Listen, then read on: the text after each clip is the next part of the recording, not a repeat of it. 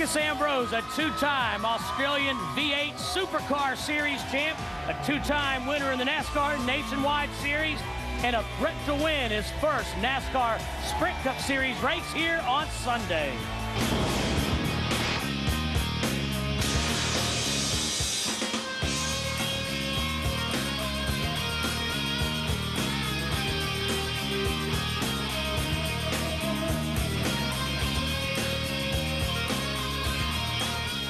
Welcome Marcus Ambrose to Trackside Live. Hey boys, how you doing? We suckered you in one more time, didn't we? Yeah, you did. You didn't bring any funny hats or anything with you, did you? Look, I'm over the props. It's all about me now. Hey, he's starting to sound like a driver now. Oh, yeah. 2 years to tell there. He's been in NASCAR just about right now, just about right. You used to always like to say, all show and no go right now. You're definitely going. Ain't worried about the show, right? No, it's all about going right now. Go or go home, I think. Well, you know what I always told him, Marcos? You can either be a part of the show or you can be the show.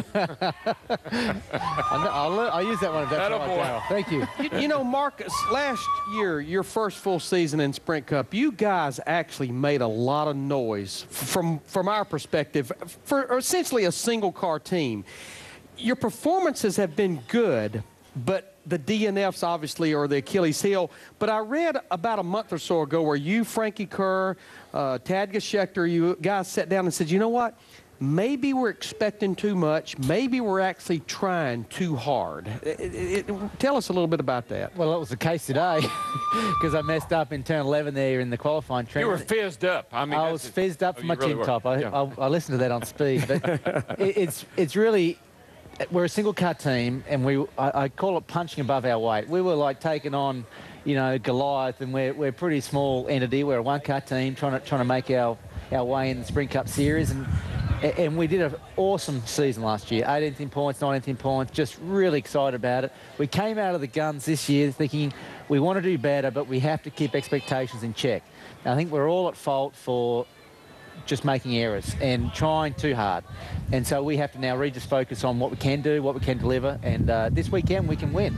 We expect to win, we want to win, we feel like we can, but at the same time, you've got to remember that you know, we're a single-car team, and it's only my second year in the Sprint Cup Series, and you just can't get carried away. Well, I'm glad you brought up the qualifying turn 11 because, Marcus, what made me a little nervous, I see Jeff Hammond's got the press release. What I read, paragraph after paragraph, was Marcus Ambrose saying, we have to win this race. We've got to win this race. And I went, ooh, I don't know if that's the right thing to do.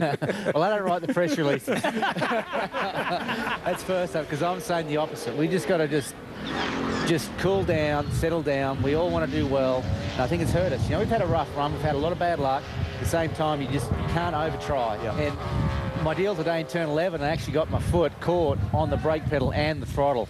So it was really just an error. It wasn't anything that was pressurized. I just messed up. I thought that's what you road racers did.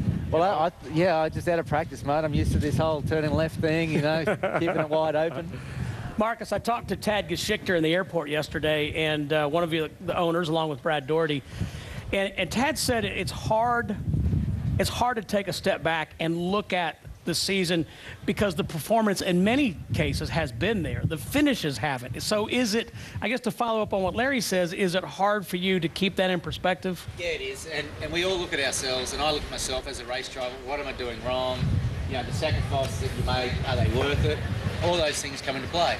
So, you know, you've got to really take a step back and just say, you know what, I just got to turn up, I just got to stay relaxed, stay fresh, and just take what the race will give me. And I'm trying hard.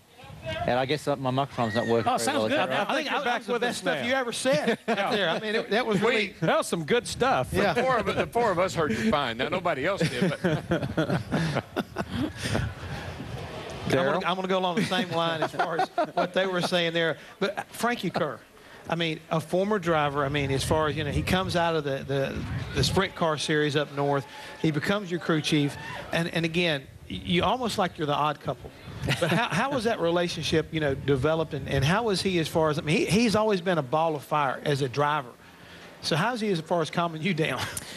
Well, he's been great for me, and he really saved my career here in NASCAR. I was floundering, not really, you know, I didn't have that momentum to get up in the Cup Series and really deliver. And he took me on.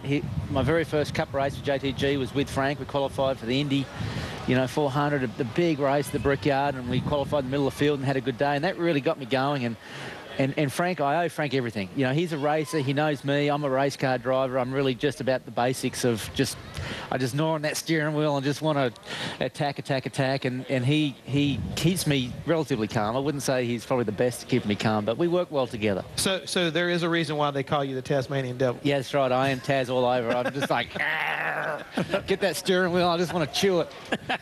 Hey, Marcus, when you look at this racetrack, is this a difficult road course?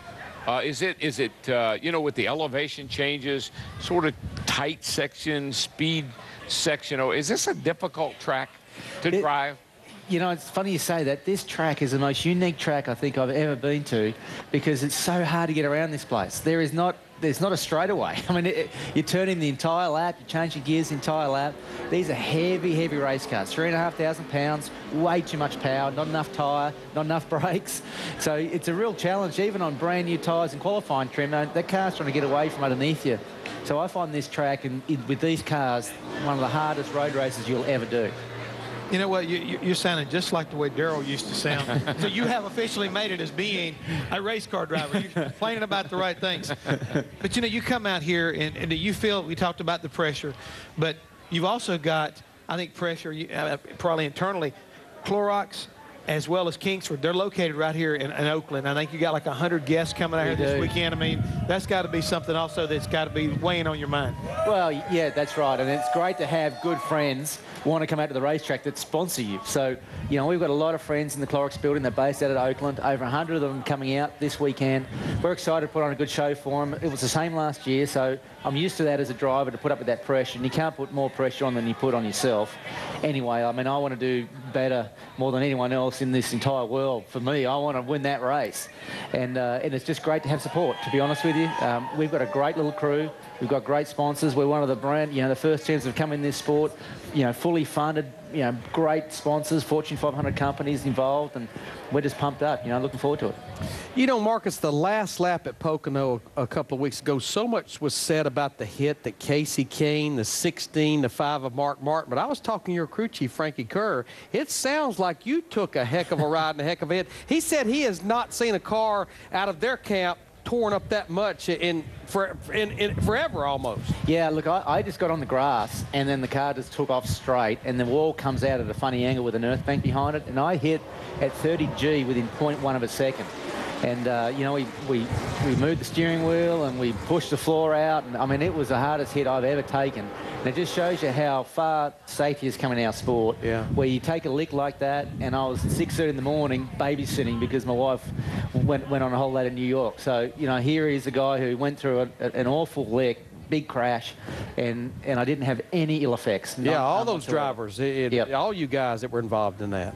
Marcus, I read also that recently you were participated in a tire test at Watkins Glen, and actually you and Jeff Gordon flip-flop cars. What was it like to drive the 24 car, and what did he say about your race car? Well, first, to be asked, it's just such a privilege. I mean, I've watched Jeff Gordon win a lot of races at Watkins Glen, so for this little Tasmanian to be asked to jump in, you know, a car like that, it was pretty special to be asked. And then once we made the phone calls to make sure that I wasn't going to get in trouble for doing it, I had trouble getting in the seat. So I'm like trying to squeeze in this seat, you know, and I'm like, hands device, nah, you know, seatbelt, nah, you know, I'm just trying to make it all fit. And once I got in there, I was right. And I was amazed how similar I'm trying to set my car up compared to Jeff. I mean, I just jumped in his car and it almost felt like home. There are differences. Obviously, the power curve's different and the way he sets up the internals of the cockpit and so forth, but the actual characteristics of the handling were very similar.